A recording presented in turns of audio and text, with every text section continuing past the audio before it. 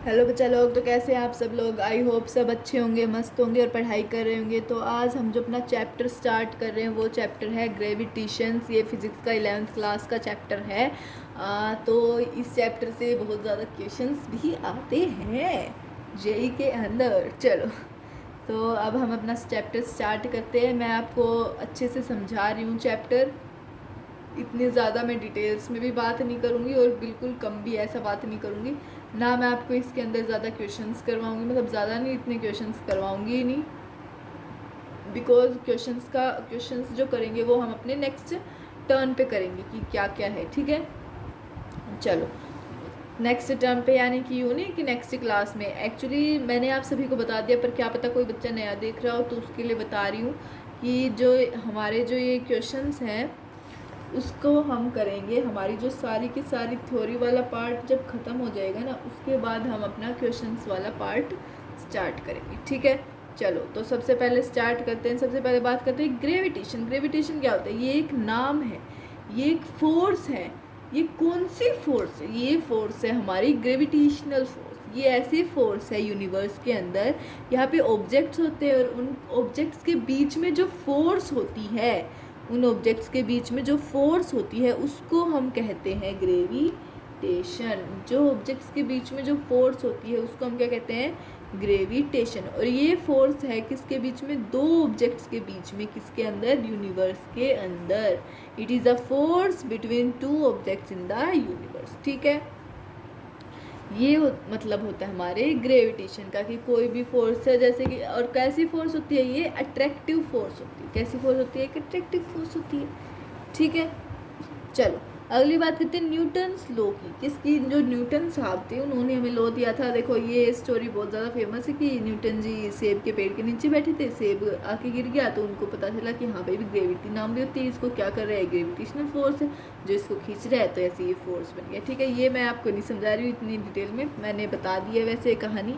तो अगली अब हम बात करते हैं न्यूटन लॉ की। उसने कैसे लॉ दिया? देखो, उसने कहा कि दो मासेस रखते हैं, दो ऑब्जेक्ट रखे हैं, जिस एक का मास है m1, दूसरे का मास है m2।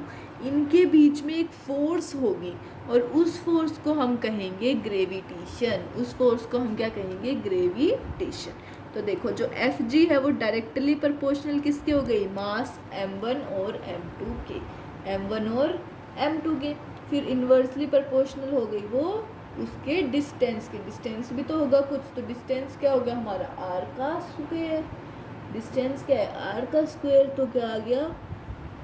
Gravitational force inversely proportional to R square. Inversely proportional to R square.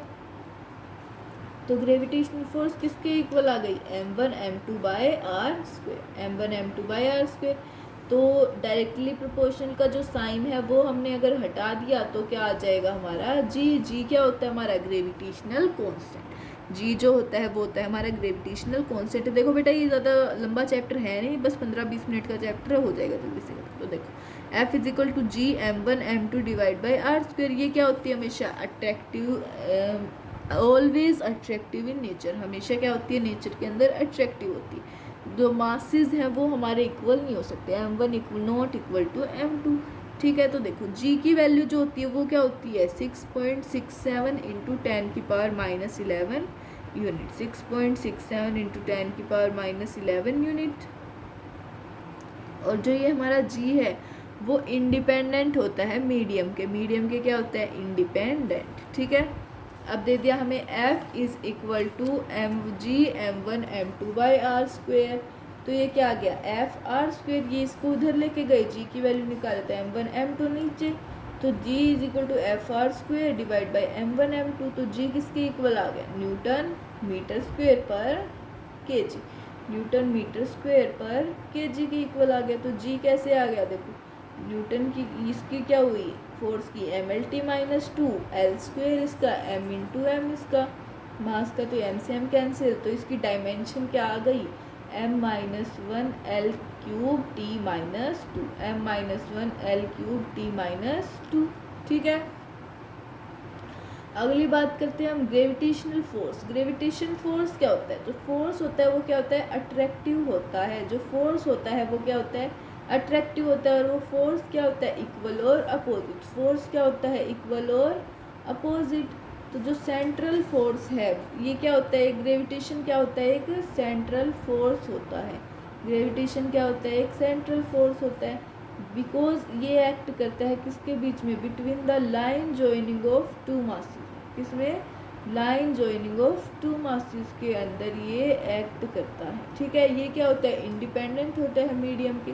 Medium के क्या होता है, इंडिपेंडेंट। मीडियम के इंडिपेंडेंट होता है। ठीक है, ये सिर्फ वैलिड है पॉइंट मासेस के लिए, ये सिर्फ पॉइंट मासेस के लिए वैलिड है। ठीक है,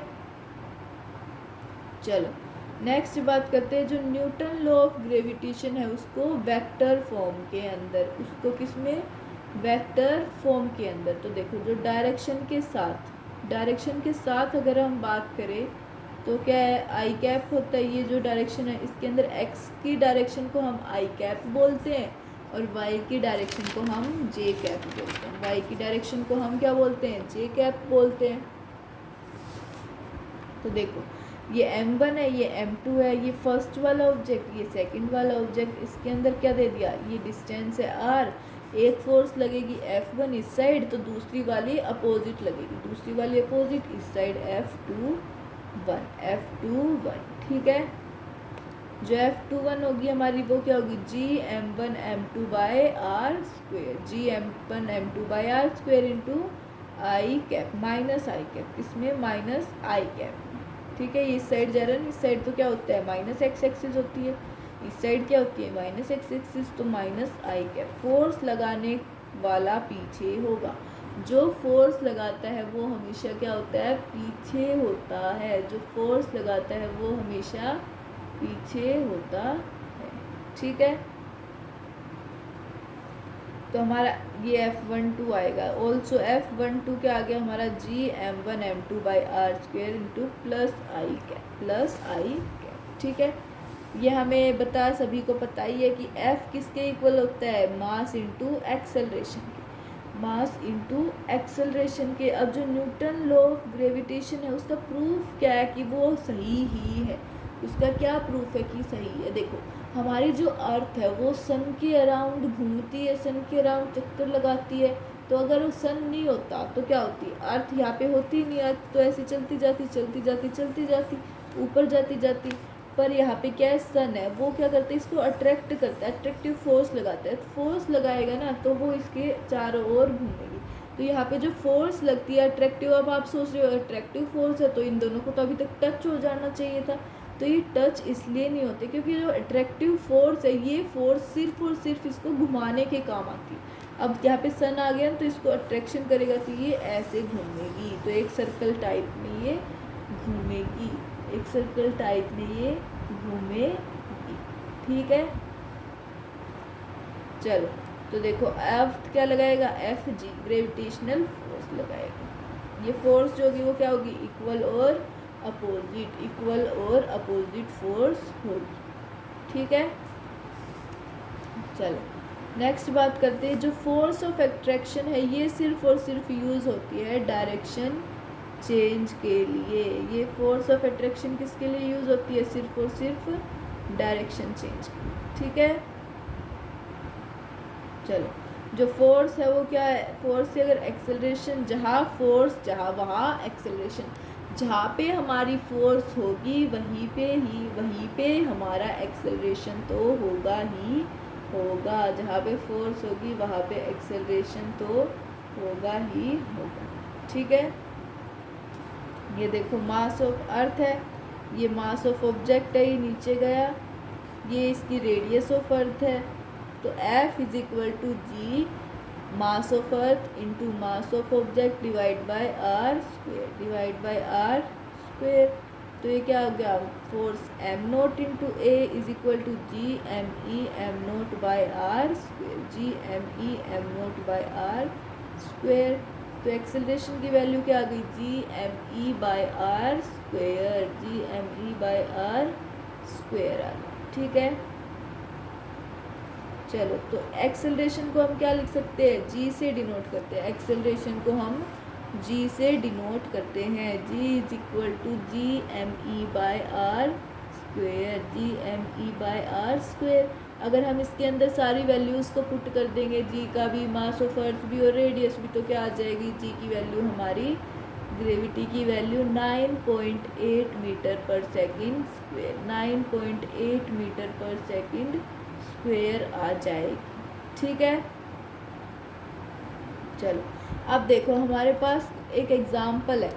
देखो हमारे पास ये जो है ये अर्थ का मास है, ये क्या है, अर्थ का मास। इसके ऊपर एक हाथी खड़ा है और एक आप खड़े हो, एक हाथी खड़ा है और एक आप खड़े हो, तो मतलब कि एक दुबला पतला 20 किलो का इंसान खड़ा है और एक हाथी खड़ा है, तो मदर अर्थ है, अर्थ क्या है, मदर अर्थ है, तो इस किसके ऊपर एक्सेलरेशन ज़्यादा होगी, किसके ऊपर एक्सेलरेशन ज़्यादा होगी, तो बताओ किसके अंदर होगी ज़्यादा एक्सेलरेशन, चलो बताओ बताओ।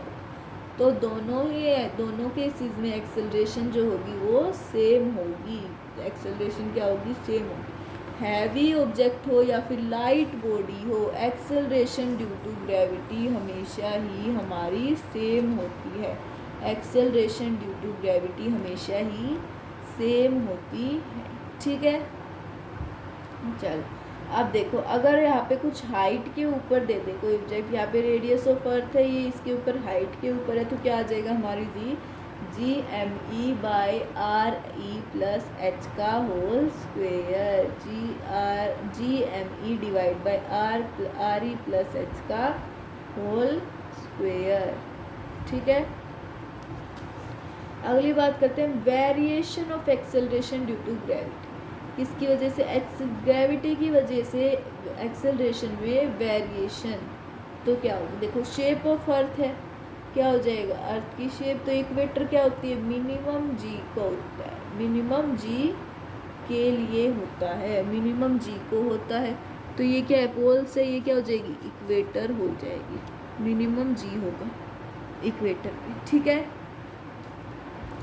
अगली बात करें variation of acceleration due to gravity with height, variation of acceleration due to gravity with height, तो क्या आ गया, G is equal to G M E by R E का square, G M E by R E का square, ये equation first बन गई इसके लिए, इसके लिए सेकंड बन जाएगी G M E divide by R E plus H का होल स्क्वेयर, ये second equation, second divide by 1, second divided by 1, तो ये क्या आ गई, G H by G is equal to G M E by R E plus H का whole square divided by G M E divide by R E square, divide by R E square, तो ये इससे ये cancel, क्या आ गया हमारा, R E का square divide by R E plus H का whole square, R E plus H का होल स्क्वेयर। ठीक है, चलो तो देखो ये जी एच हमारा क्या आ गया, G of surface into R E by R E plus H का होल स्क्वेयर,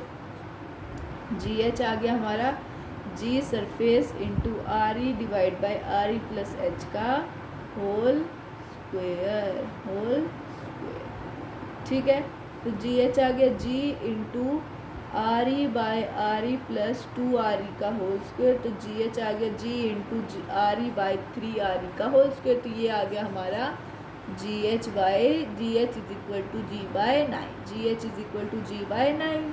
ठीक है, अब ये जो चीज़ है ये हमें याद रखनी है, देखो जी एच दे रखा है G surface into R E by R E plus H का होल स्क्वेयर, आर ई जो है वो लेस देन एच है, तो जी एच क्या हो गया हमारा, जी इंटू आर ई का square divide by R E plus H का होल स्क्वेयर, तो जी एच क्या हो गया, जी इंटू आर ई का square divide by R E square into 1 plus H by R E का whole square, तो G H आ गया हमारा G by 1 plus H by R E का whole square, G by 1 plus H by R E का whole square. ठीक है, फिर उसके बाद जो जी एच है हमारा वो क्या है, G into 1 plus H by R E का होल स्क्वेयर, और जो बाइनोमियल के अकॉर्डिंग हमने बाइनोमियल में पढ़ा है कि 1 बाई 1 प्लस एक्स की पावर n को क्या लिख सकते हैं, 1 प्लस एक्स की होल पावर माइनस n और 1 minus N X, 1 minus N X, 1 minus N X. ठीक है। तो जी एच हमारा क्या आ गया, जी इंटू 1 माइनस 2h की power 2h divide by R E, G into 1 minus 2h divide by R E. ये हमें यूज़ करना है देन व्हेन क्वेश्चन में बोलना, यूज़ करना है जब क्वेश्चन में बोला हो कि R E is less than H. ठीक है, चलो तो अब आता है कितना ऊंचा जाए कि जी एच क्या हो जाए, ज़ीरो हो जाए। जी एच जो हमारा है वो क्या हो जाएगा, ज़ीरो हो जाएगा। तो देखो जी एच की वैल्यू क्या आ गई, G into R E by R E plus H का होल स्क्वायर। तो ये जी एच हमारा ज़ीरो हो गया। तो G into R E by R E plus H का होल स्क्वायर, तो जी एच जो है वो ज़ीरो हो जाएगा। तो ये किस पे होगा,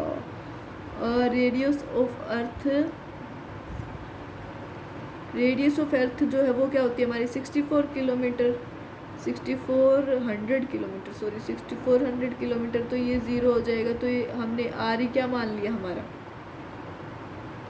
ये क्या आ गया 1 माइनस 2h बाई आर। एक मिनट, ये क्या हो रहा है इसके अंदर, जी एच आ गया हमारा G into 1 minus 2h by R. तो जी एच को मान लिया ज़ीरो।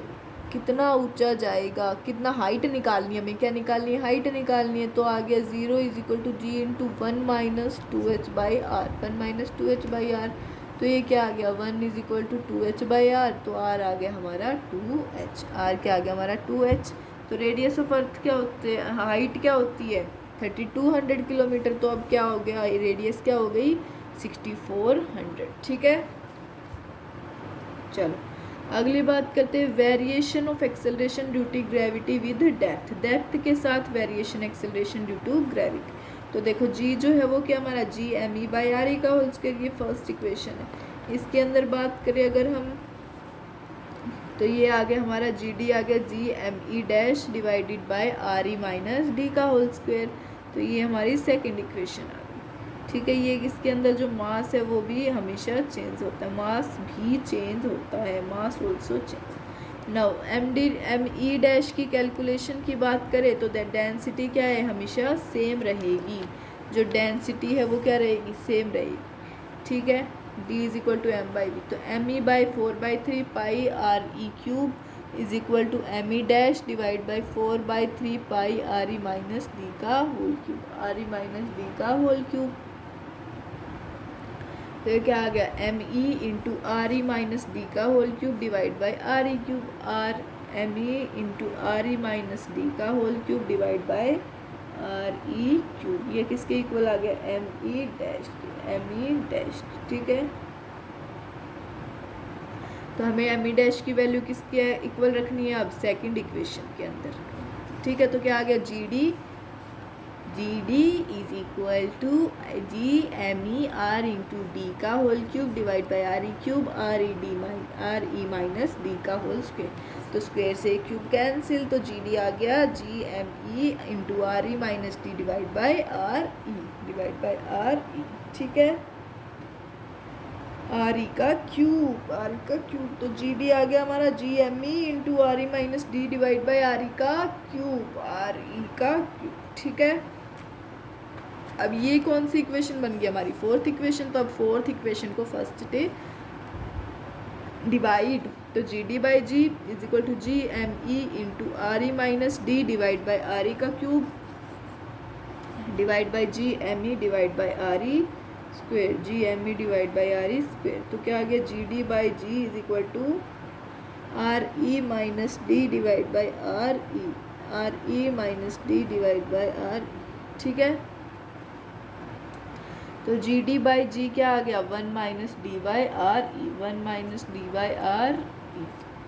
चलो तो आगे बात करते हैं, अब हम आगे बात करेंगे। तो देखो सबसे पहले जी में क्या है, जी को हम क्या हो सकते हैं, शेप इसकी जी की, G H equal to G into 1 minus 2h by R. जब जी क्या होगा, कम होगा, जी बढ़ रहा ऐसे जा रहा होगा, जी कम होगा, तो जी डी की value G into 1 minus D by R, जब जी नीचे की ओर जा रहा होगा। ठीक है, तो कम, तो ऑन अर्थ सेंटर पे जो एक्सेलरेशन ड्यू टू ग्रेविटी होगी वो ज़ीरो होगी। अर्थ के सेंटर पे एक्सेलरेशन ड्यू टू ग्रेविटी क्या होगी, ज़ीरो होगी। जी डी की वैल्यू क्या आ गई, G into 1 minus D by R ई।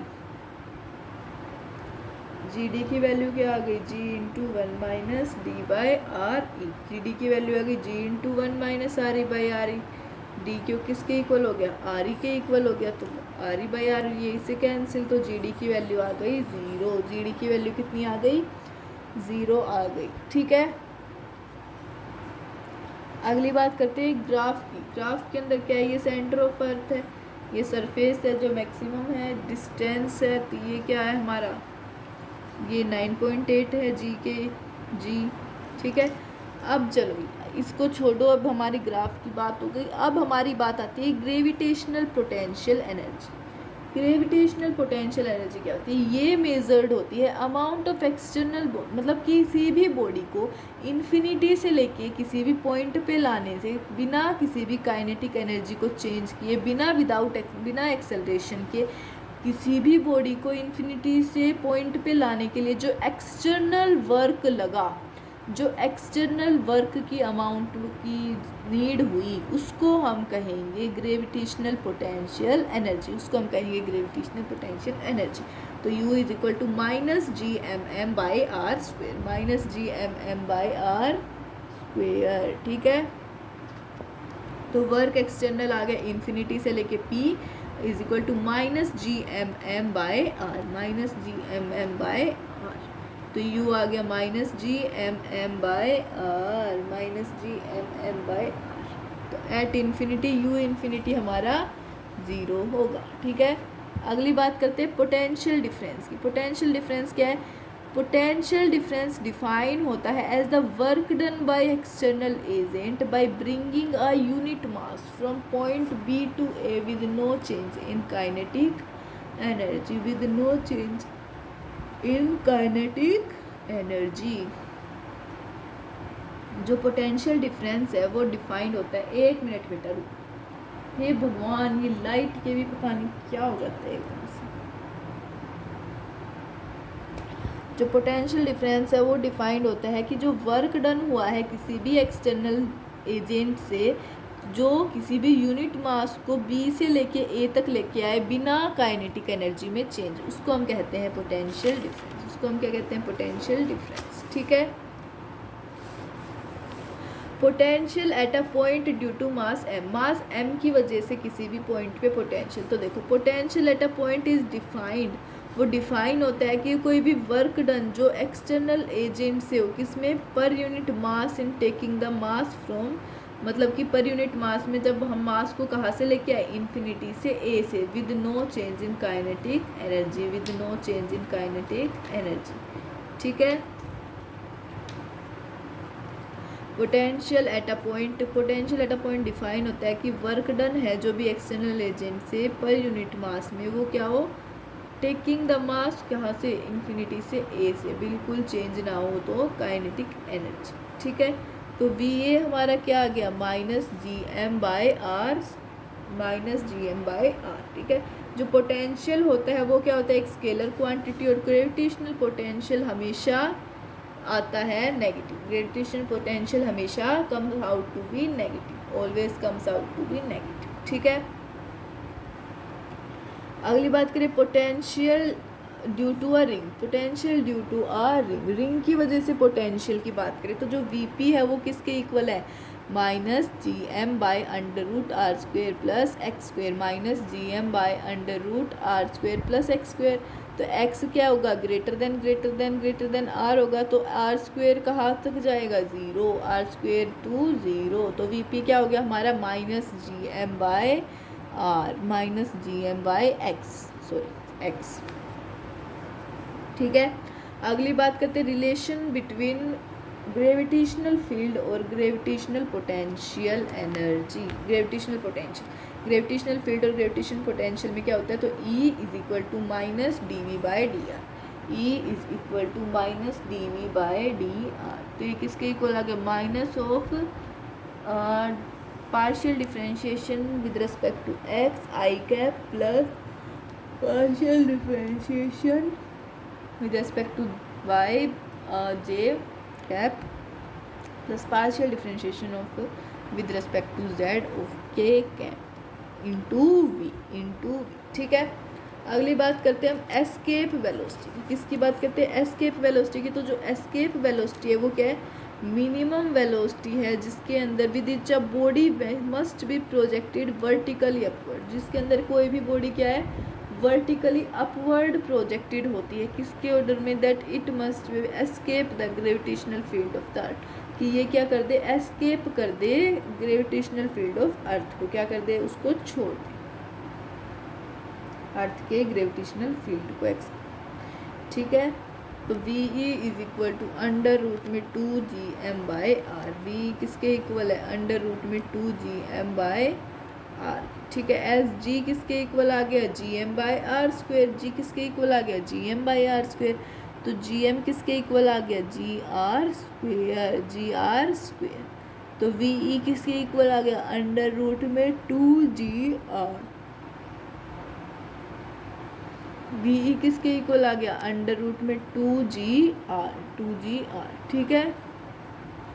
चलो नेक्स्ट बात करते हैं ऑर्बिटल वेलोसिटी की। किसकी बात करते हैं? ऑर्बिटल वेलोसिटी की। तो ऑर्बिटल वेलोसिटी क्या होती है? ऐसी वेलोसिटी जो रिक्वायर्ड हो किसके लिए? जो सैटेलाइट को पुट करने के लिए उसके ऑर्बिट में around the earth, put the satellites into its orbit around the earth, उसको हम कहते हैं ऑर्बिटल वेलोसिटी।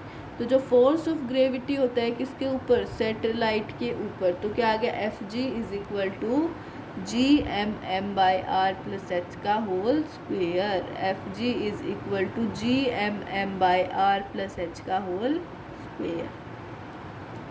ऑल्सो जो सेंट्रीपिटल फोर्स होती है वो क्या होती है? F C is equal to mv²/r plus H का होल स्क्वेयर। एफ सी किसके इक्वल होता है? mv²/r प्लस एच का होल स्क्वेयर, ठीक है। अगली बात करें हम वी ई, क्या किसके इक्वल होता है? √2v0 के। वी ई जो है हमारा वो इक्वल होता है √2v0 के। तो टाइम पीरियड ऑफ सैटेलाइट की बात करें तो ये ऐसा टाइम टेकन है सैटेलाइट से जो एक रेवोल्यूशन को कंप्लीट करे, अर्थ के एक रेवोल्यूशन को कंप्लीट करे, उसको हम कहते हैं टाइम पीरियड ऑफ सैटेलाइट। तो टी आ गया 2π√r प्लस एच का whole cube divide by gr²। 2π√r plus H का whole cube divide by gr², ठीक है। अगर हमारी जो सैटेलाइट है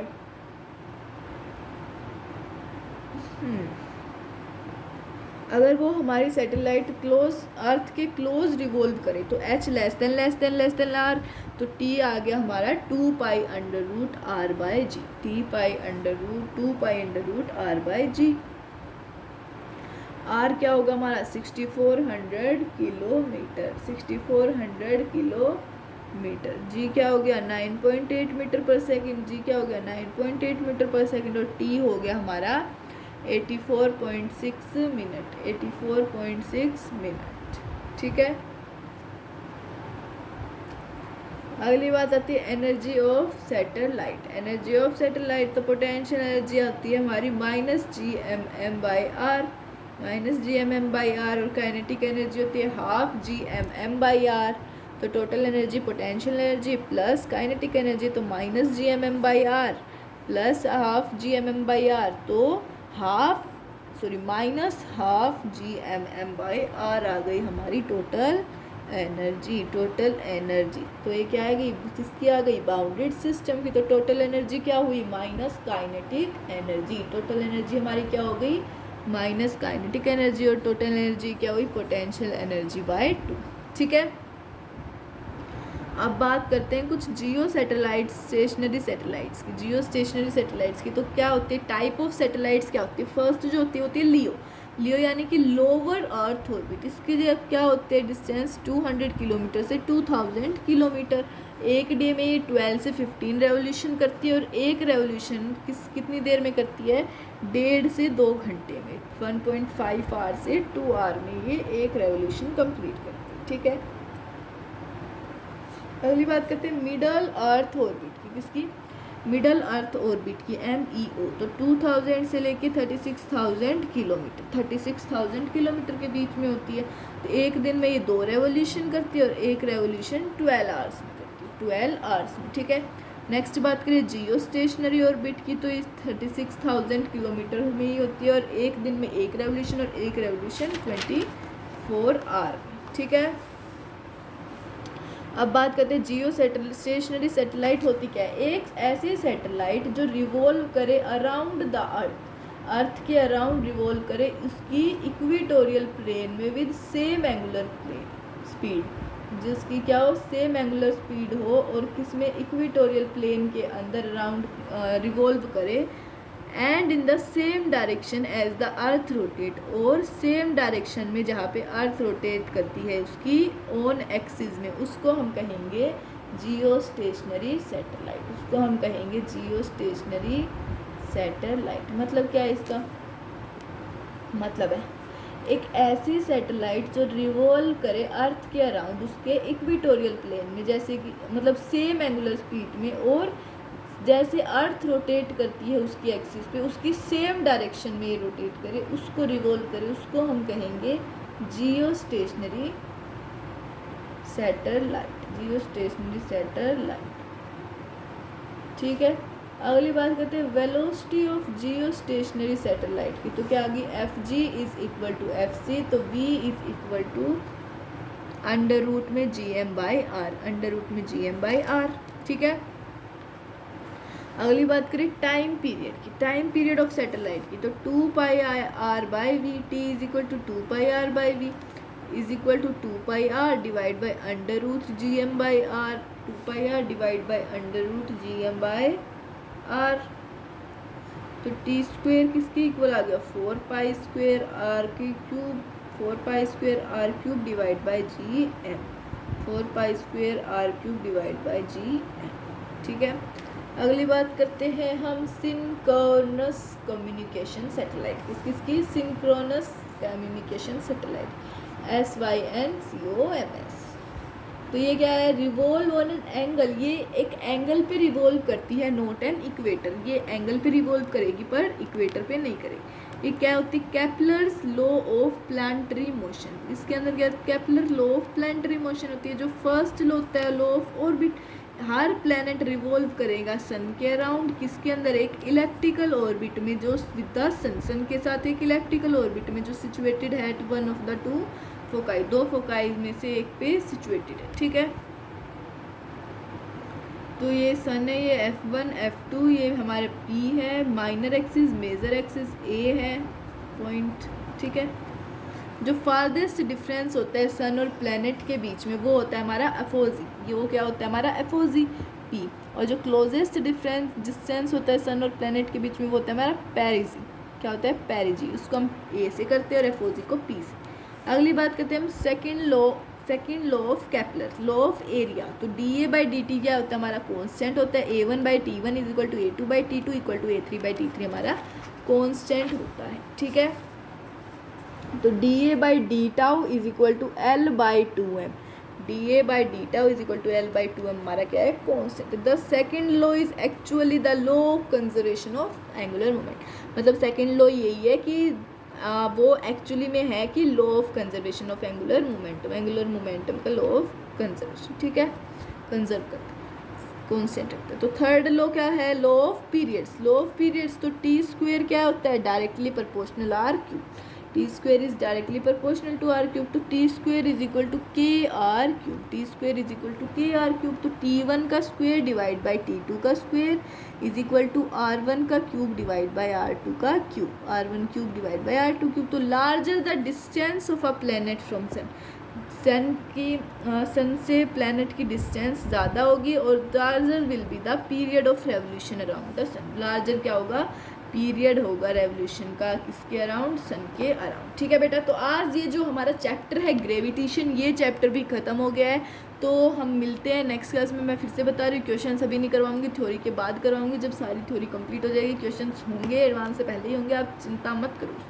ठीक है, चलो तो बेटा मिलते हैं नेक्स्ट क्लास में, तब तक के लिए till then tata, take care, bye bye. और हाँ भाई, सब्सक्राइब ज़रूर करके जाना, चैनल को लाइक भी करियो, शेयर भी करियो, और हाँ कमेंट में ज़रूर बताना कि कैसा लगा चैप्टर और अब कौन सा चैप्टर नेक्स्ट लेक्चर भी करना चाहो। तो चलो ठीक है, मिलते हैं नेक्स्ट लेक्चर में। Okay bye bye, tata, thank you.